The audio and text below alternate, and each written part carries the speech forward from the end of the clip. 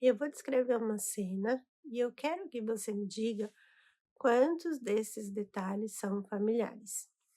Você percebe que a criança precisa ir ao banheiro antes dela mesma perceber.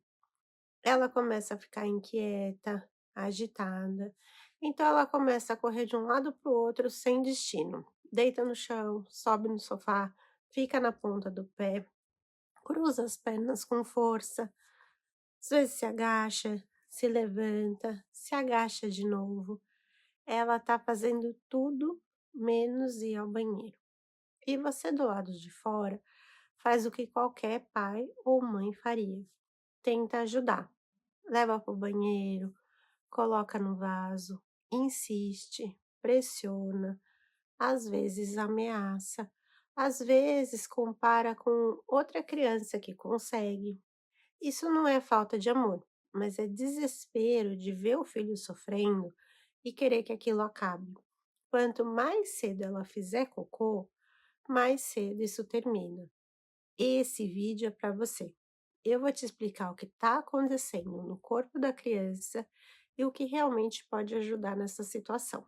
Se você não viu o vídeo onde eu explico o ciclo da constipação e o comportamento de retenção, eu vou deixar o link na descrição.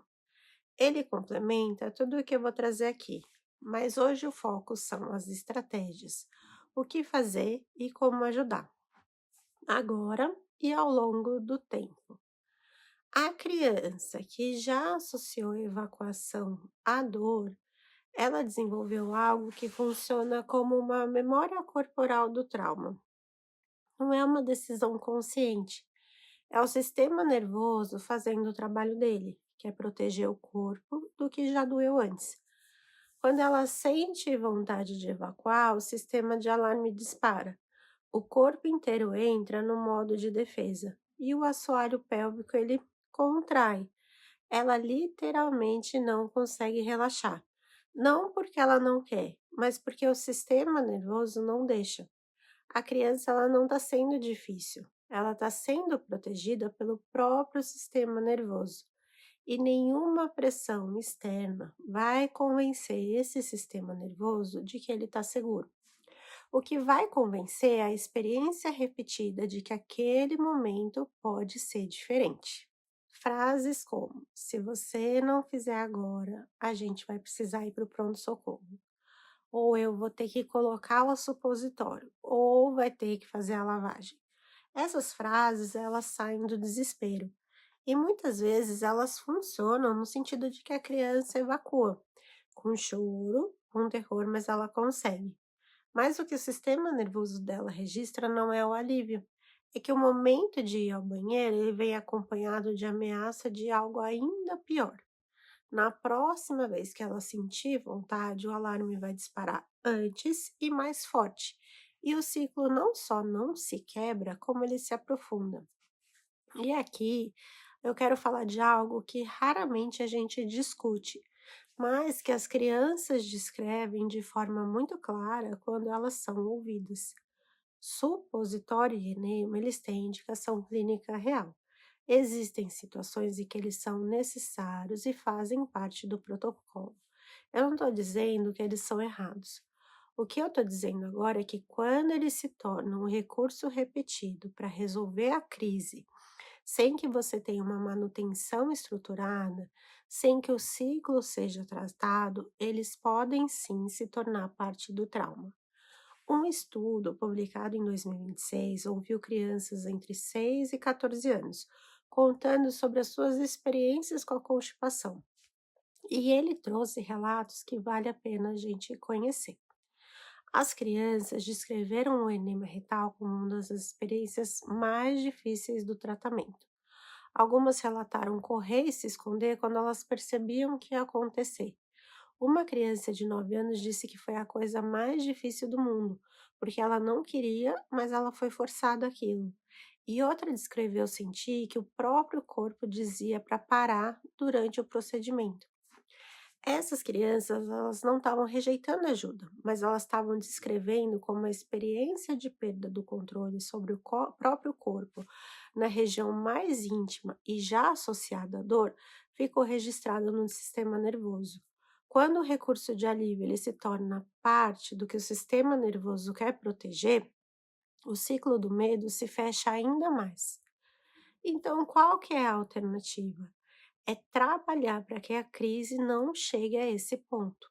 Aqui entra a desimpactação oral, que é feita com doses maiores de polietileno glicol por alguns dias, orientada pelo médico.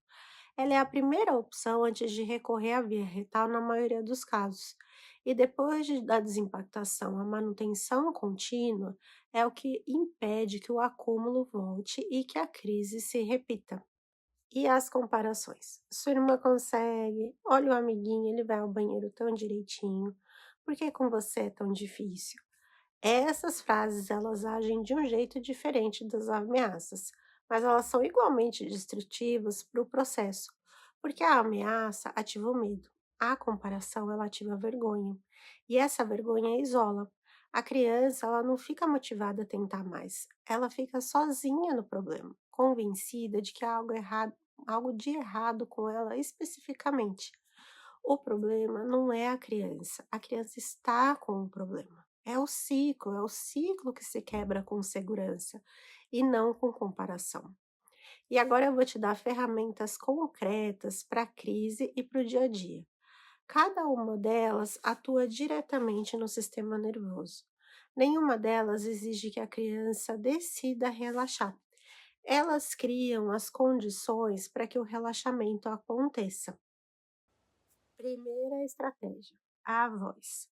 A criança em crise, ela está sintonizada no sistema nervoso de quem está do lado. Ela lê o tom antes de processar as palavras. Uma voz tensa, urgente, ansiosa, frustrada, mesmo que as palavras sejam gentis, elas sinalizam perigo. Já uma voz baixa, lenta, com pausas, ela sinaliza que tá tudo bem. Na prática, diminua o volume, reduz o ritmo, fale menos do que acha que precisa. Um simples "eu tô aqui", não precisa ter pressa, vai dar tudo certo.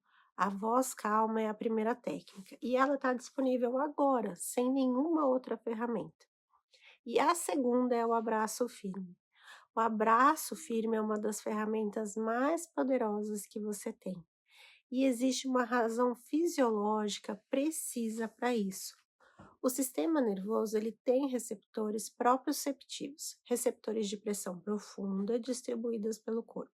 Quando ativados pela pressão firme e sustentada, esses receptores enviam um sinal direto ao sistema nervoso, que quer dizer segurança, o corpo pode relaxar. É o mesmo princípio dos cobertores pesados usados em criança com ansiedade, o método de embrulho em recém-nascidos e de técnicas de terapia ocupacional com crianças com hipersensibilidade sensorial. Na prática, um abraço firme pelo tronco, não apertado demais, mas com pressão real e sustentada. A criança pode estar de costas para você, sentada no seu colo de forma confortável. O que importa é que ela escolheu estar ali. Ela não está sendo contida, mas ela está sendo sustentada. Uma situação muito comum é que a mãe percebe que a criança precisa ir, pega no colo, coloca na posição de cócoras, às vezes segurando com força para manter a posição. E a intenção é a melhor possível, de que ela consiga fazer cocô. Mas o sistema nervoso da criança, o que ela processa não é a posição, mas sim a perda de controle do próprio corpo. No abraço firme, a criança sente pressão e mantém o controle do próprio corpo. No colo forçado em cócoras, ela sente pressão e perde o controle. Ela é contida. E para um sistema nervoso já em estado de alarme, a contenção física ela não é conforto. O assoalho pélvico ele contrai ainda mais. A diferença entre o abraço que ajuda e o colo que não ajuda não está na força, mas está no controle que a criança tem sobre o próprio corpo.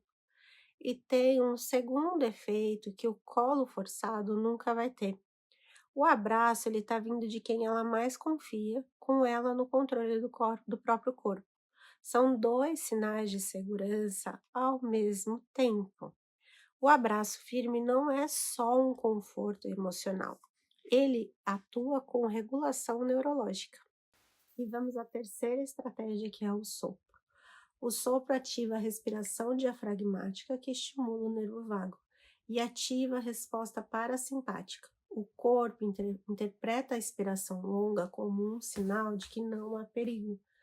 Na prática, um catavento, uma bolinha de sabão, uma vela imaginária, um canudo dentro de um copo com água, qualquer coisa que faça a criança soprar de forma longa e controlada, porque é uma brincadeira. E a criança não precisa tentar relaxar, ela só brinca e o corpo vai fazer o resto. A quarta estratégia é a massinha. A massinha atua em duas frentes ao mesmo tempo. Ocupa as mãos e distrai a atenção da ansiedade.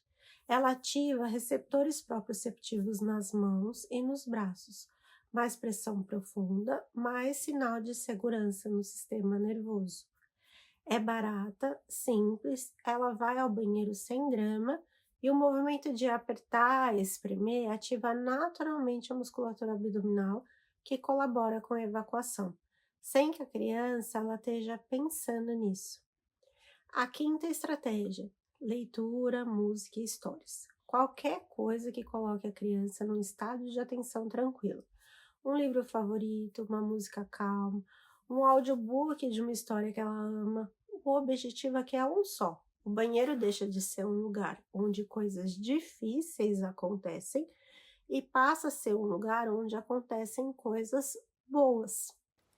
Sexta estratégia: presença sem urgência. Às vezes, o mais difícil para os pais é a estratégia mais importante. Ficar junto, sem pressa, sem nenhum objetivo declarado de resultado. Sentar no chão no banheiro ao lado dela, ler junto, assoprar junto, conversar sobre qualquer outra coisa. A mensagem que chega ao sistema nervoso central não é a verbal, mas é que esse lugar é seguro o suficiente para a gente ficar aqui tranquilo. Quando o banheiro é seguro, o corpo evacua.